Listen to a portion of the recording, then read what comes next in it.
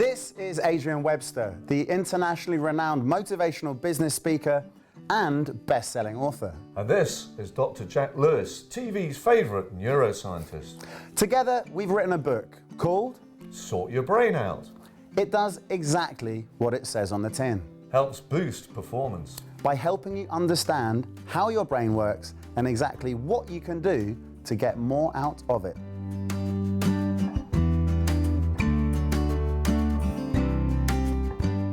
Dementia. Is there anything you can do about it to prevent it or slow it down or put it off? We can't prevent it because if we all lived to the grand old age of 150, it would happen as a natural consequence of age-related cognitive decline. You gradually lose brain cells throughout life and eventually it starts interfering with your ability to perform daily activities. But you can, it seems, delay it. How? Exercise seems to be really, really useful when it comes to keeping dementia at bay. People who do regular, intensive amounts of exercise seem to develop dementia much later. What's regular? Once a week is better than nothing, but ideally you want to be exercising 2 or 3 times a week, ideally every other day. It doesn't have to be too intensive, but you've got to get out of breath to really get the brain benefits. What about other activities? Well, there was this really interesting study not long ago called the Einstein Aging Study, and they looked at a bunch of people in their twilight years, post-retirement, and they looked for lifestyle, daily activities which correlated with the presence or absence of dementia in people who were the same age. And they found that a number of different things that people do on a regular basis, so if they do it regularly, intensively, for long periods of time, they don't just give up after a week or two, things like playing chess, reading regularly and intensively for long periods of time, dancing, or playing a musical instrument, people that had those hobbies and they kept them up for many, many years seemed to develop dementia a little bit later.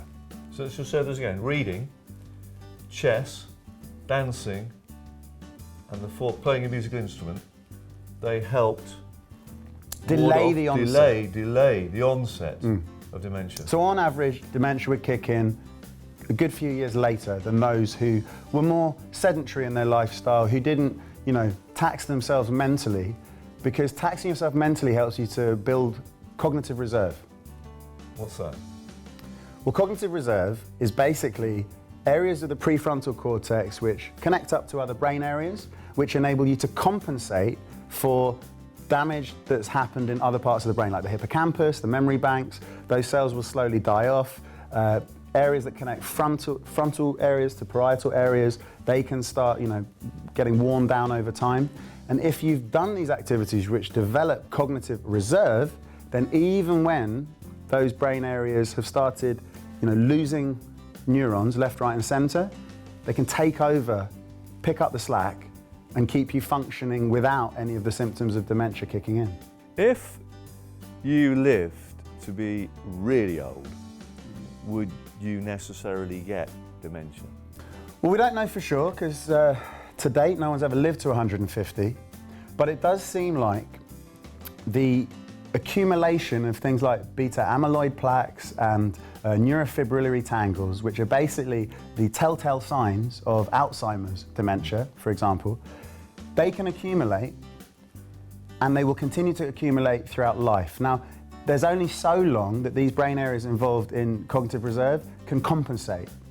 Eventually it'll get to the point where so many of those cells in your memory banks and other parts of your brain have died off that you will become forgetful, you will have trouble planning, and you'll need help in looking after yourself in your daily tasks. So you can't postpone it forever, but for the likely duration of a person's life, you can steal a few more extra years of dementia-free existence if you exercise and do all of these cognitively demanding tasks on a regular basis.